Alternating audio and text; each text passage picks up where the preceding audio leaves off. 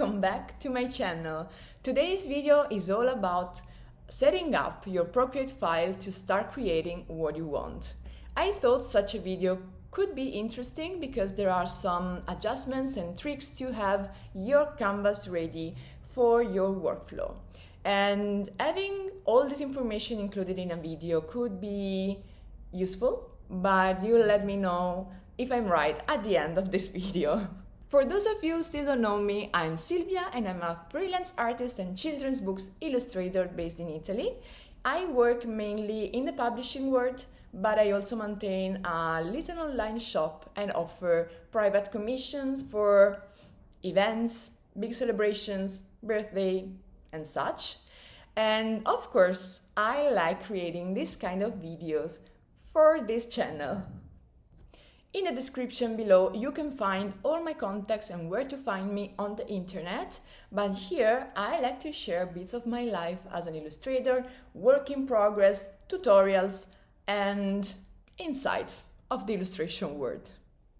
Before this video starts, I would like to welcome all the new people here because you are many.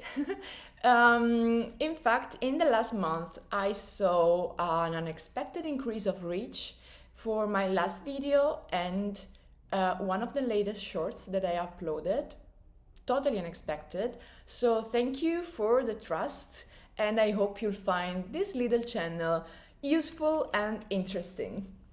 By the way, enough talking about me, let's talk about Procreate and how we can set up our environment to work easy and smoothly on our next creation. First of all, let's open the Procreate app and create a new document. Go to the top right where there is this plus sign. Here we can either choose one of the canvases already created, and you see that I have many, or create a new one.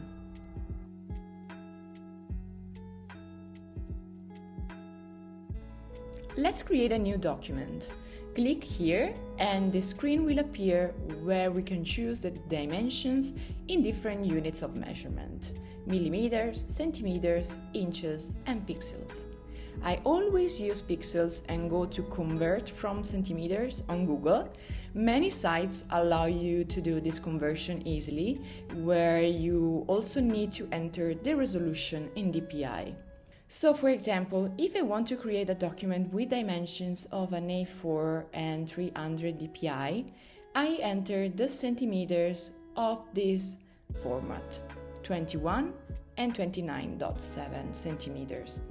Et voila, the corresponding pixel to enter on Procreate will be this. Another format that I use a lot is A3 format, because I never know what the fate of my illustrations will be. So the larger the file I use, the more relaxed I am. For A3, always at 300 dpi, mind you, the pixels to use are this. Notice how by changing the pixels, the number of layers also changes. That's the maximum number of layers you can use based on the pixels and resolution you have chosen. They decrease as the dimension increases, while they increase as the dimension decreases. The maximum number of layers is different for all iPads with the same pixels and dpi. In fact, this number depends mainly on the memory of your iPad. To make an honest comparison, you have to know that my iPad is an iPad Pro 11 inches 3rd generation with 256 gigabytes of memory. Here are also other options that can be set, for example the color profile, which I always leave on this, the video recording setup, where I have a quality of 2K. I could increase it, but I don't need it. And considering that the device memory goes away like bread, I don't increase it unless I need it for some particular project. And finally, we have the canvas properties, where we can choose the background color or whether to hide it altogether. I always have the background visible and white. This is more of a heartfelt piece of advice that I feel compelled to give you because it's incredibly useful. If you want to share the work in progress of your drawings on social media, Procreate has a fantastic feature that allows you to record the entire process in a time-lapse video. But for this to happen, you need to activate the recording before you start drawing. So let's go to Actions up here on the left and go to Video. Time-lapse recording must be activated like this so that when we finished our drawing and want to review the whole process, all we need to do is go to time-lapse replay and watch it. To export it, go to Export time-lapse video. Here you can choose whether to export the entire video, full length, or the compressed video, 30 seconds. I usually download both, but if I had to choose, I would export only the full length because it gives you more editing freedom depending on what you want to do with it. For exporting, Procreate offers a wide range of options. Send it via email, use AirDrop with other Apple devices, save it on the iPad, and so on. This also applies to exporting illustrations.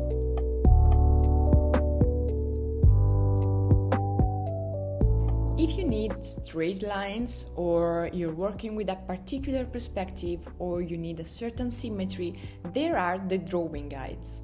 Let's go back to Actions and this time to Canvas. Here you can see many different functions, but we'll focus on Drawing Guide.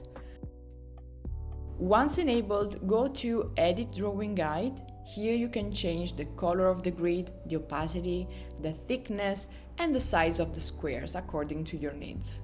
You can also use isometric, perspective, and symmetric guides. In each of these cases, you can also move the center and tilt the grid.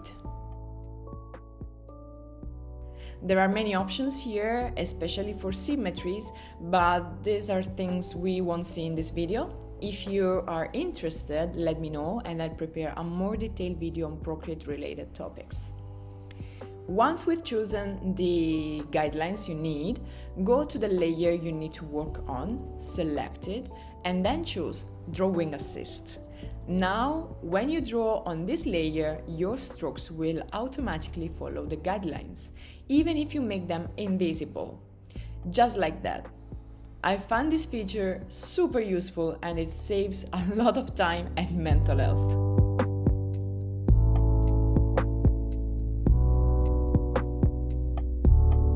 As I've already extensively mentioned in the video I'm leaving here for you, using references is by no means a negative thing for an artist. On the contrary, they greatly assist in drawing objects, poses, characters, and so on, accurately. If you use references, it doesn't mean you can draw. It means we're human. I can draw a bicycle without seeing it in a photo, just like many other things, animals, or poses. So all this is to say that Procreate has a function that allows you to have both your canvas and the reference image on the screen. Let's go to Actions, then again to Canvas, and right below the drawing guides, here's Reference. If we enable it, you'll immediately see a new window appear that you can move wherever you want, as well as enlarge or shrink it. To import a reference image, go to Image, then Import, and Procreate accesses the photos of the device. If you saved your reference before this, you can import it like this. This way you can work on your canvas with the reference image, always at hand.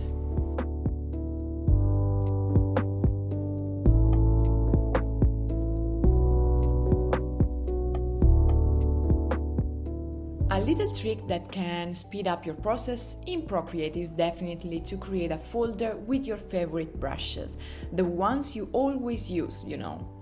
Let's go up here on the right and select the brush. You'll see that I already have a folder titled Favorites.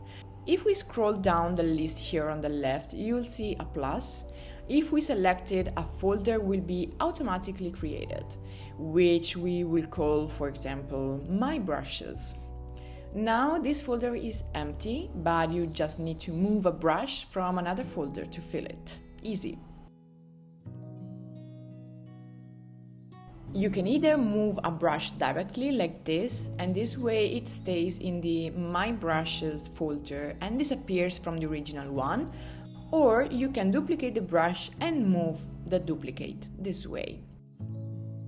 I always do it this way because I want to leave the original brush packs intact and simply create copies of the ones I need. This way they're always at hand and I don't have to waste time searching for them among so many others. Among the various brushes, I also have one for my signature, super useful for signing all my illustrations. If you want to see how to create a brush with your signature, check out the video I'm leaving for you here.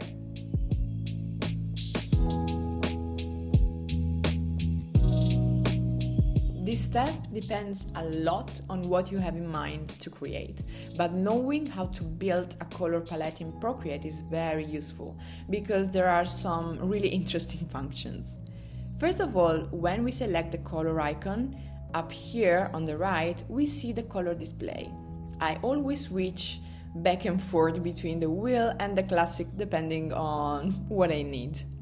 Below is the history, the last colors you used, and at the bottom is the color palette. Palettes are very useful because they allow you to save all the colors you need here, up to the space limits, of course, without having to constantly search for them. So let's go straight to palette. You see that I already have several saved. What I would like to focus on, however, are the various ways in which they can be created.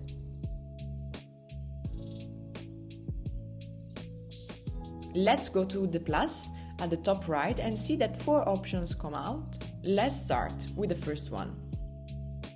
Create a new palette allows you to create an empty one from scratch, and to fill it, just select a color and tap on one of the empty spaces. So you can gradually fill it with the colors you like the most. New from camera instead allows you to use the camera. This way I'm taking colors directly from what the camera sees, so this powerful method can be used if there's a scene in front of you that you like and want to capture its colors, for example. I think it's really great. New from file, on the other hand, allows you to take colors directly from a file, which can be an illustration, an image, or anything. Here I randomly choose this one. Did you see how Procreate translates the image into a color palette for me? Incredible in my opinion. The last option, new from photos, this is like the previous one but has access to the photos you have saved on your iPad. The result is the same, here you can see it. In the end, you will have a palette consistent with the colors of the photo you have chosen.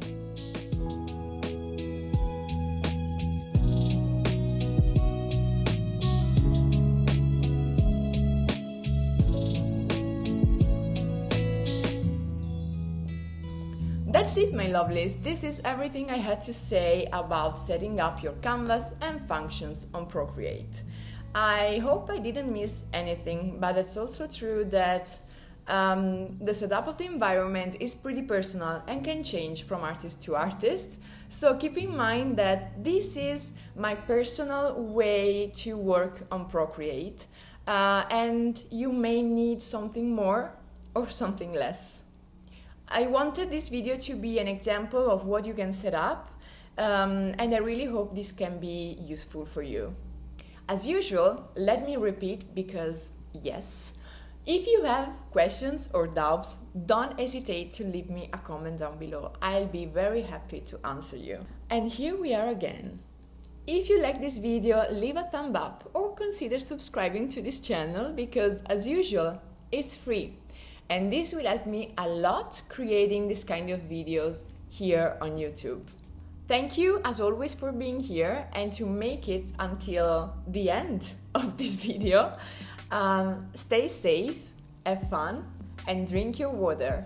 And we'll see each other in the next video. Bye!